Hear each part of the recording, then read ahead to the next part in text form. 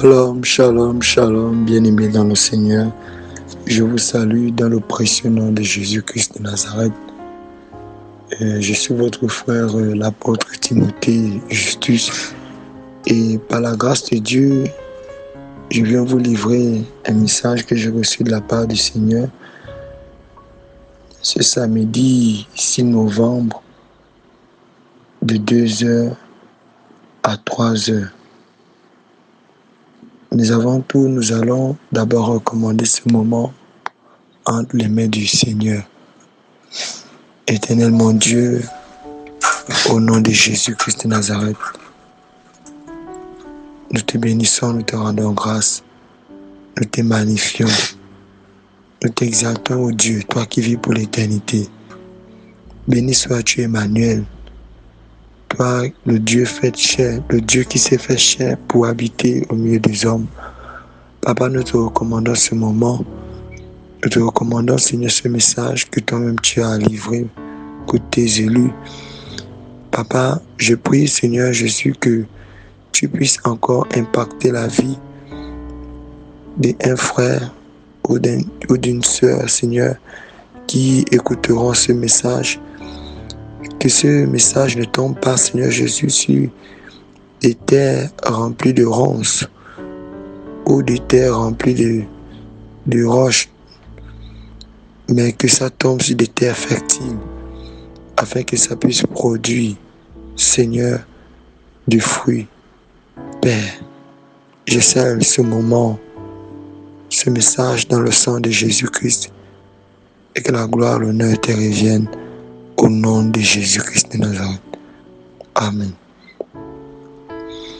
Bien-aimés dans le Seigneur, j'ai prié cette nuit du samedi 6 novembre, lorsque le Seigneur a commencé à me parler par ces mots. Le Seigneur me disait ceci, il dit: mes élus connaîtront beaucoup de souffrances, mais ils seront victorieux. Mon Église, mes vierges sages, je viens très bientôt, que vous ne l'imaginez. Ne reculez pas. Il n'y a plus de temps. Le monde s'assombrira encore plus davantage dans le mal. Mais vous, mes élus, tenez ferme. Je sais que plusieurs d'entre vous sont las de supporter ces persécutions et ont peur d'affronter les persécutions à venir. L'Église sera bientôt une habitation des démons après que j'aurai enlevé mes élus. Mes enfants, tout est prêt. Le ciel est déjà mobilisé pour recevoir ici, dans mon royaume, pour vous recevoir. Mes enfants, tout est déjà prêt. Le ciel est déjà mobilisé pour vous recevoir ici, dans mon royaume. Les patriarches tels que Abraham, Isaac, Moïse, Élie et les autres sont excités de savoir que mes élus viendront bientôt les retrouver pour le grand festin de noces. Si seulement vous pouvez savoir comment ils intercèdent nuit et jour ici à la salle de prière pour que le monde entier se répande et se détourne de sa mauvaise voie. Mes enfants, Abraham, votre père, est en larmes de savoir que sur 100%, 98% se précipitent pour le séjour des morts. Et le Père assis dans les cieux est las de voir le mal et l'abomination s'accroître sur la terre qu'il a créée.